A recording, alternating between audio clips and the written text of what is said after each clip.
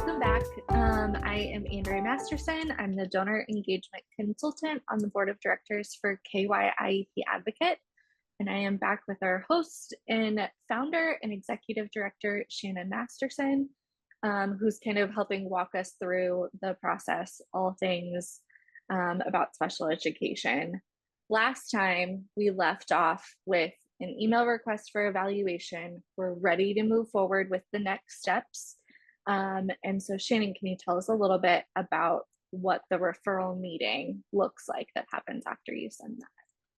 So once you've sent in your request for that evaluation, the next step is usually they will respond and say, can you come in so that we can have a referral meeting? And at that referral meeting, that's where you reiterate and review things that you added in the email. These are the things that I'm noticing. These are the things that the teacher is communicating. Here are where our concerns are, so that you're basically like justifying that this is why we're going to evaluate. This is why you need to evaluate. And this is why we suspect that this student may be eligible for services. So you kind of review what you already submitted in that email. The people who are there usually is a representative from the school. Sometimes that's a school counselor. In Kentucky, they call them ARC chairs. That's the admission release committee that we talked about before. So you're admitting to the special education or releasing to the special education or from the special education process. So that's an ARC chair or an implementation coach, which is just a special word that some districts use. And that's the person who is in charge of bringing you in for the meeting, sending you information about dates and times, asking if those are okay, and asking if you're available. They're taking notes during the meeting. Usually there's a school psychologist who's coming because that's the person who's going to put together the report. And if you are consenting to testing that a school psychologist would do or observations that they would do, then they would be present to talk about that. If you've been really specific about occupational therapy, speech therapy, physical therapy, you may see one of those people in there to kind of give insight on these are the types of tests that we would do. Here are the things that we would look for. And then obviously parents. And then, so when you're in that meeting, what are things that you would want to like prepare ahead of time, bring with you, those kinds of things? So I encourage parents to either just have on your phone already pulled up or print out, if you can, the email that you sent so that you'll have your already documented list of concerns. You don't feel like you have to forget something. You've already put it in writing, so it's already there. There's a good chance they may say, you listed 5 things, let's talk about those 5 things. And you don't have to bring that up and kind of drive that. But in the event that you do, it's always helpful to have that information. It's also helpful if you have outside providers like OT, PT, speech, tutoring. If you have information from those providers that you can use to connect the dots to education at school, it's helpful to bring that stuff as support for your request as well. So if your outside occupational therapist says, here's my latest reassessment, here are the fine motor concerns, we think this likely impacts handwriting, it can be helpful to have that information just to support the need for the district to do an evaluation. And talking about like having emails and stuff pulled up on your phone, you just shared with me before we started recording kind of a pro tip for parents. And I thought that this was kind of genius, is to start your own email for this process, right? So you've got everything kind of housed in one central location. It's not getting lost and sent anywhere else, right? Yeah, I think a lot of parents, when they do that, it's a lot easier to streamline communication. So it's helpful because you're not wondering which email address they sent it to, or if they sent it to you or not the other parent, who got it, who responded. If you're sending it to 2 parents and one responded, did you get the, there's that reply all issue that everybody has. Some people reply all too many times and some people don't reply all, so you don't know who's saying what. Yeah. So it's nice to have that. It's also nice if you at any point have 2 kids that are eligible for special education, then you're able to just keep those things separate so that you're you have one email address for one kid and one email address for another kid, so that you're not getting mixed up about whose dates are what and what services and what's happening when. Yeah, I can also imagine that that'd be really helpful in just like refreshing your own memory. Make you can email yourself a list of here are the points that I want to make sure that we hit today, or whatever like things you want to highlight during that meeting. Would be helpful to have that kind of handy right there for you. That's also something to talk about in the future too, a parent concern email, and making sure that prior to a meeting, once your kid is eligible for services and you are having these at minimum annual meetings, it's very appropriate for a parent to email in and say, these are the things I want to make sure that we address, because then now the district is responsible for addressing them, talking about them, figuring out what you're going to do about that. And when you can create that written record before the meeting, it's really helpful. So that's also a good place to have that, so you don't lose that. Yeah, that. And then another thing that we kind of talked about that you brought up in just what to be prepared for. So I've heard you talk about that there is a form that gets filled out that is related to this evaluation. You're going to go over it in the referral meeting, but the details of it were really important. That while the parent is consenting to it, it's a team effort. You guys are all going to talk about what those concerns are, but someone from the school district is actually filling out this form online, right? And so being able to see what that form is, be kind of prepared, and be able to guide kind of your talking points and your concerns would be helpful, right? Yeah, and that form that gets completed at the referral meeting is the consent to evaluate form. So at the top of the form, it says consent to evaluate / reevaluate.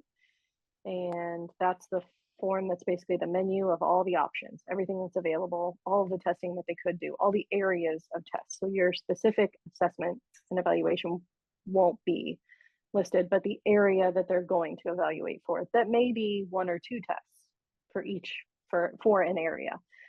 But that form has all of the boxes that you'll put an X in to do those assessments. And the district can only do the assessments that you are consenting to. So if you don't put an X in a box, they can't do that test.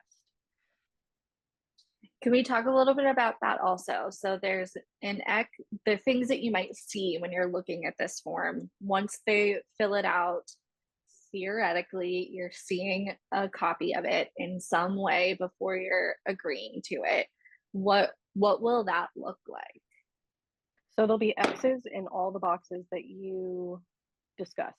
So if you discussed having an assessment and everybody's in agreement, we need to do a test in this area, you'll see an X. If this is a reevaluation form, you potentially could see an E, which you may think is evaluation, but it's not. It is review of existing data.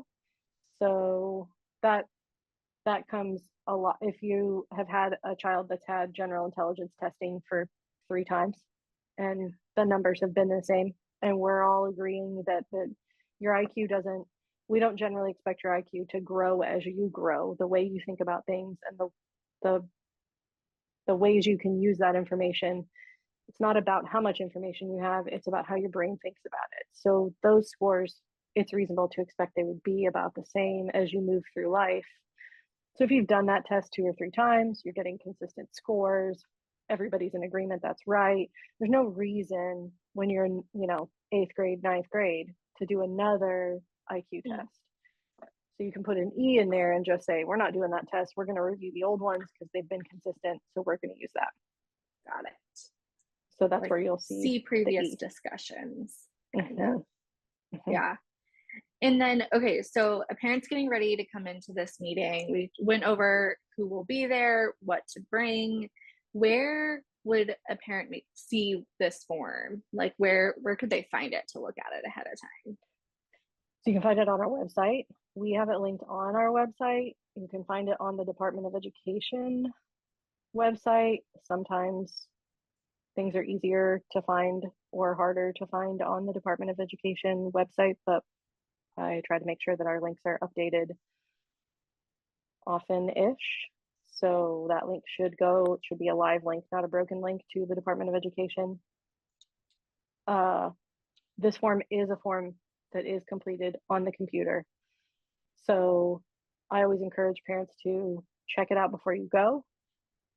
If it makes you feel better to put X's in the boxes that you want to make sure are checked based on the things that you're asking for, then put X's in those boxes. You can look at yours and look at theirs and see if they're the same. If they're not the same, you can ask questions.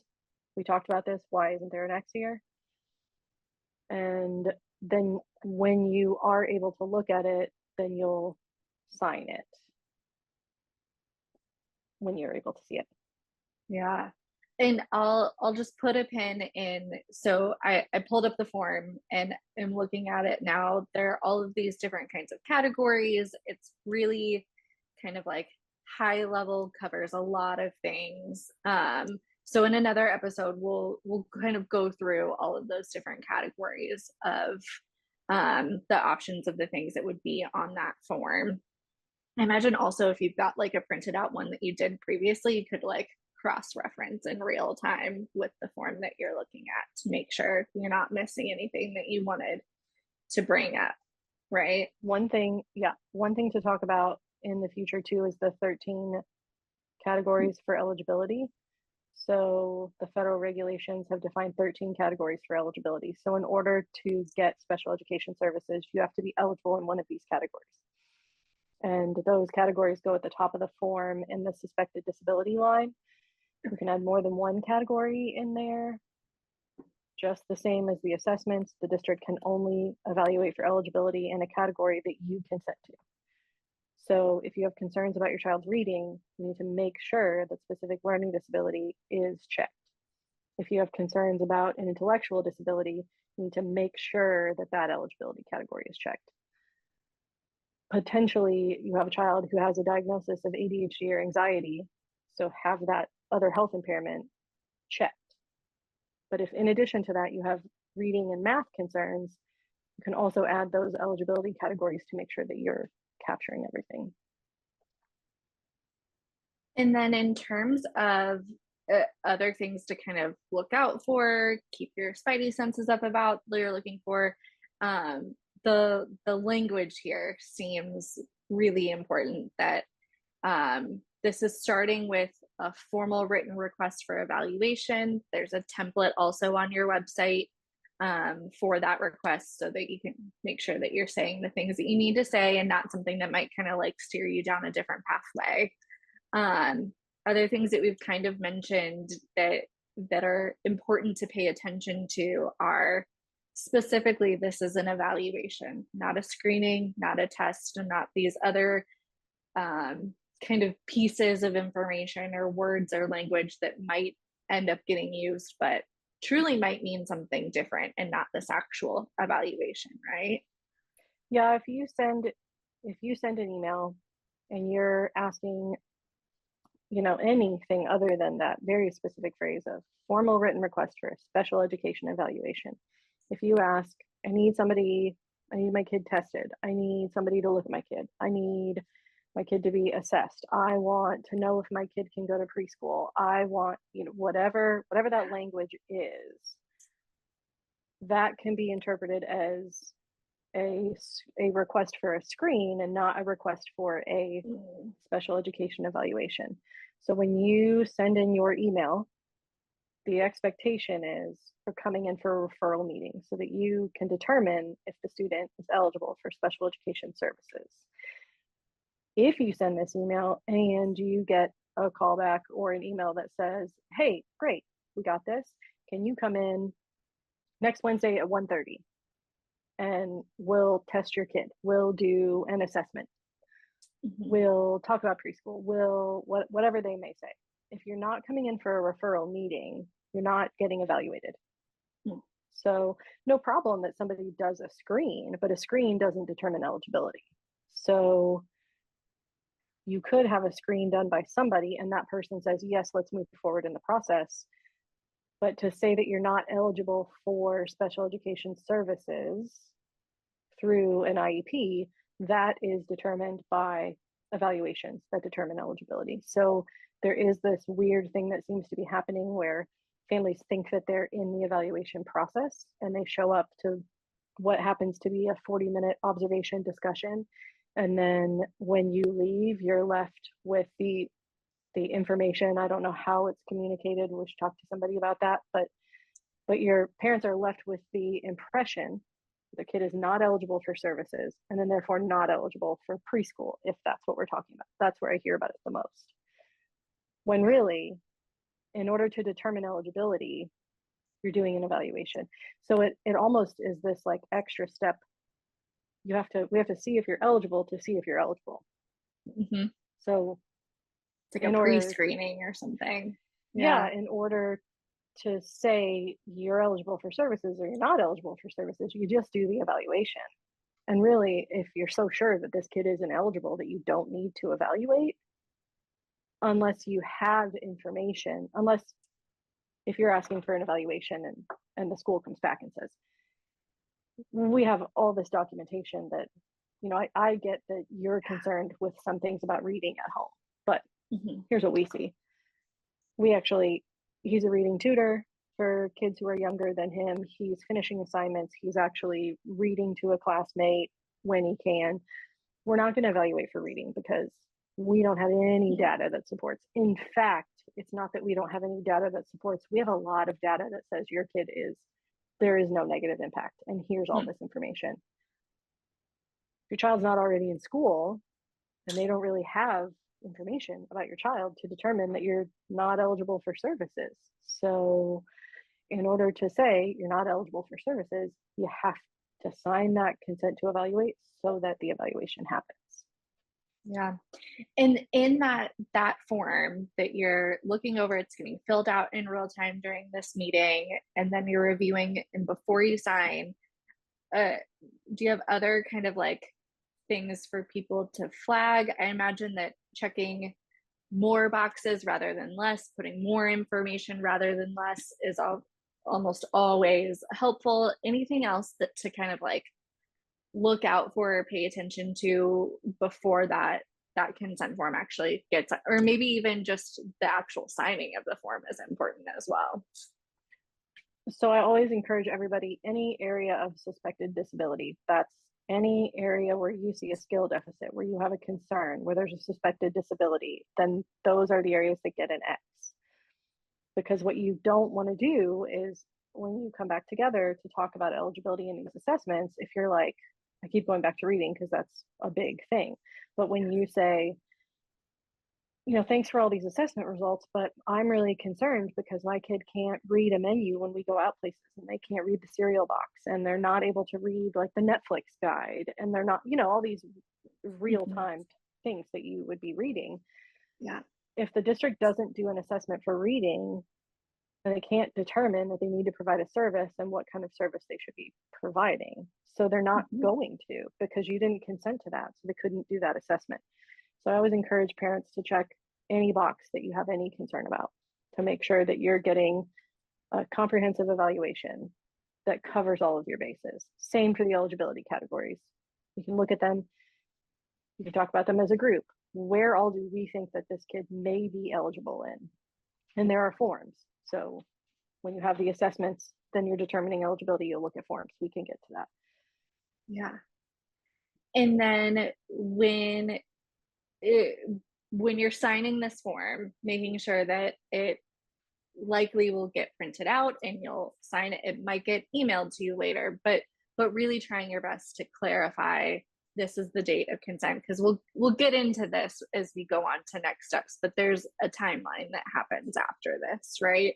So just making sure that you're clarifying, I am consenting or I'm not consenting to what is on this form as of XYZ date.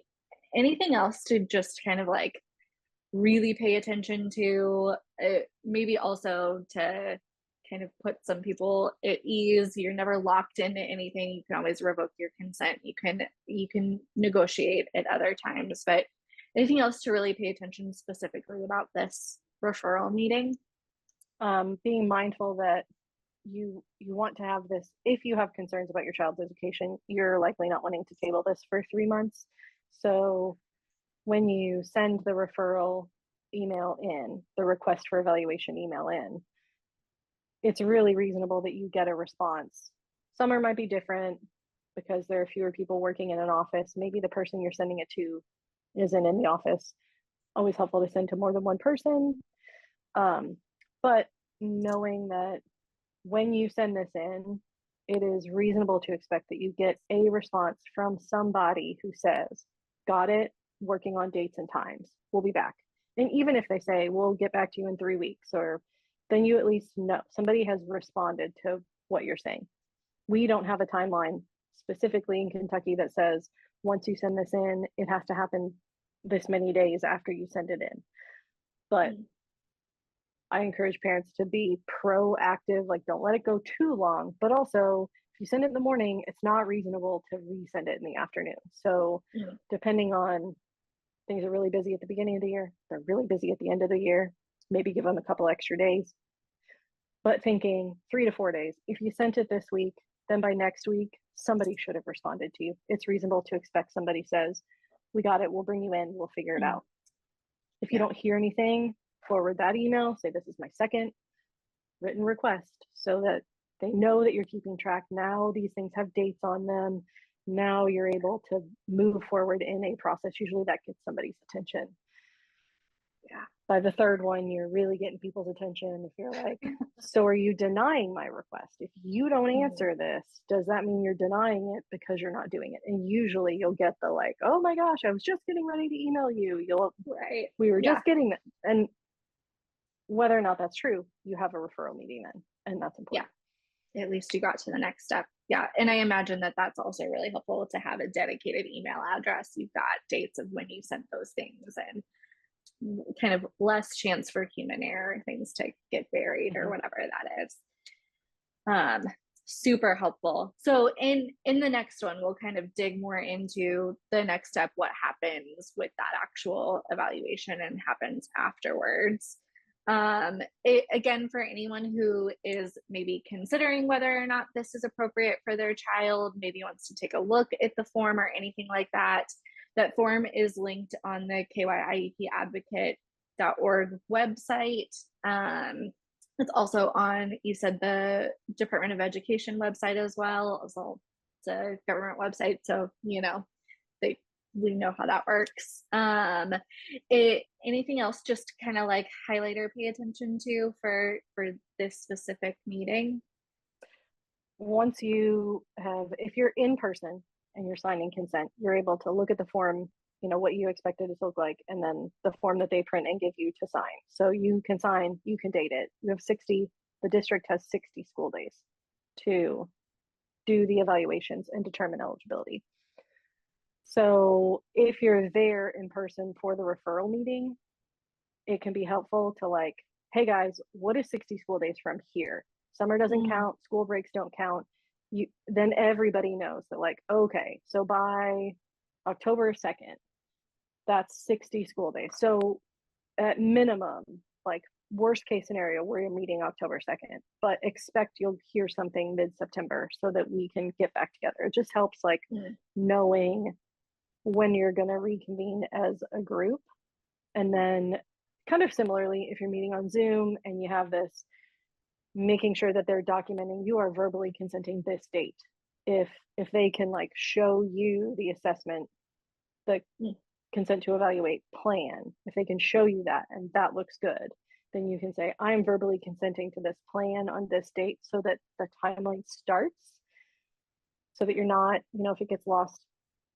The reality is we're talking about kids with ADHD who aren't the best organizers, which is the negative impact on education. So if they pop this form in your kid's backpack and your kid is expected to bring it home, maybe you don't get it for a few days, couple weeks, you sign it, you send it back. Now you're like 15 days into this timeline, when really, if you could verbally consent on the day of the meeting, make sure that date's included, then that timeline starts so that you can initiate services sooner rather than later. Yeah. And if you happen to be listening to this in any other state that's not Kentucky, pay attention to that timeline, because that could be different in different places. But here in Kentucky, it's 60 school days we're not talking about breaks or anything like that. So just pay attention to those things and how it might vary in your area. Yep. Great. Thank you so much. Really appreciate it. And we'll next time dig more into what happens kind of evaluation and on.